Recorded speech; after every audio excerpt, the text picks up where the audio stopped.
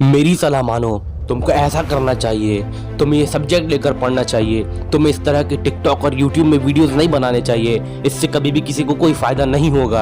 आखिर स्पोर्ट्स में जाकर और खेलकर किसी को क्या फ़ायदा हुआ है। नए नए सपने देखना छोड़ दो। जिस तरीके दुनिया चलती है वैसे चलो। फालतू के सपने देखना छोड़ दो। अपनी फालतू की जिद छोड़ दो। जैसे दुनिया करती है वैसा करो। मेरी सुनो, मेरी सलाह को मानो। बस एक ही बात कहना, बहुत हुआ, बस बहुत हुआ।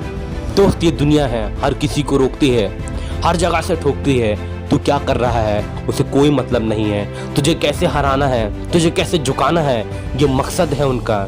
जब तू दुनिया से हटकर कोई काम करेगा, दुनिया से लड़कर कुछ नया करने की कोशिश करेगा, तुझे रोकने और तुझे टोकने के लिए हजारों लोग इकट्ठे हो जाएंगे। लेकिन तुझे अपने सपनों के लिए लड़ना होगा, अपने सपनों के लिए जमे रहना होगा, अपने गोल्स के लिए जगे रहना होगा। तुझे दुनिया क्या कहती है, ये समाज क्या कहता है, आसपास के लोग क्या कहते हैं, ध्यान मत दे। दुनिया को तो भगवान से भी शिकायत होती है, तो तू तो सिर्फ एक इंसान है।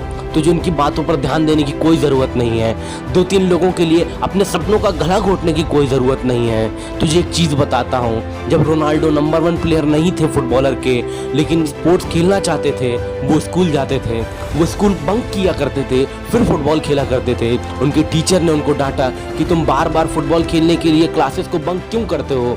ये फुटबॉल तुम्हें कभी भी खाने को नहीं देगा। तुम कभी भी फुटबॉल के कारण पैसा नहीं कमा पाओगे, कभी भी तुम सफल नहीं हो पाओगे। लेकिन रोनाल्डो ने किसी की बात नहीं सुनी।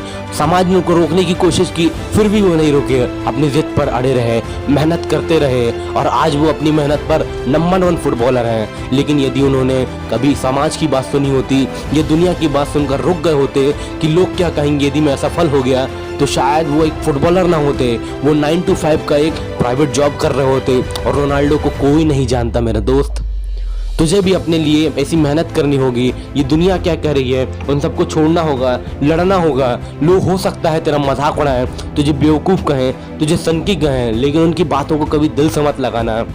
क्योंकि दुनिया में सिर्फ 95% असफल होते हैं और 5% लोग ही सफल होते हैं। वो 5% लोग अलग होते हैं, दुनिया उन्हें रोकती है, लेकिन वो अपनी मेहनत पर डटे होते हैं, इसीलिए वह सफल होते हैं। और ये 95% लोग उन 5% लोगों का चेहरा देखते रह जाते हैं या उन्हें फॉलो करते रह जाते हैं। जब तू मेहनत कर कर कर थक जाए और तू रुकने का मन करे और सोचे कि अब मुझसे नहीं हो सकता, तब ये बात सोचना कि दुनिया में यदि हर कोई सफल हो सकता है तो 95% लोग असफल क्यों हो गए। शायद ये बहुत कठिन है, लेकिन मैं करूंगा। खुद को भरोसा दिलाना कि मैं सफल होकर जरूर दिखाऊंगा। तुझे एक चीज और बताता हूँ, जब थॉमस एडिसन बल्ब का आविष्कार कर रहे थे, वो बार बार प्रयोग कर रहे थे और बार बार असफल हो रहे थे।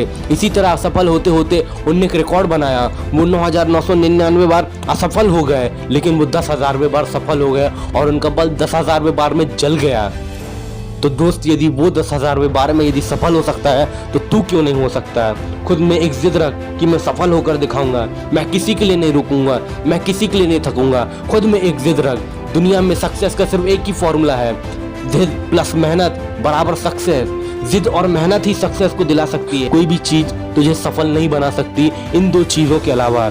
यदि तू अच्छी चीज़ों के लिए जिद करता है और अच्छे कामों के लिए जिद कर रहा है तो कर।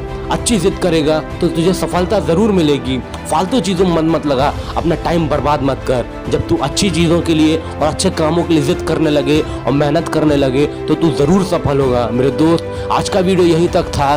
Thanks for watching my friend. Channel में नए हो तो नया सब्सक्राइब कर देना और बेल आइकन को भी दबा देना। Thanks for watching my friend.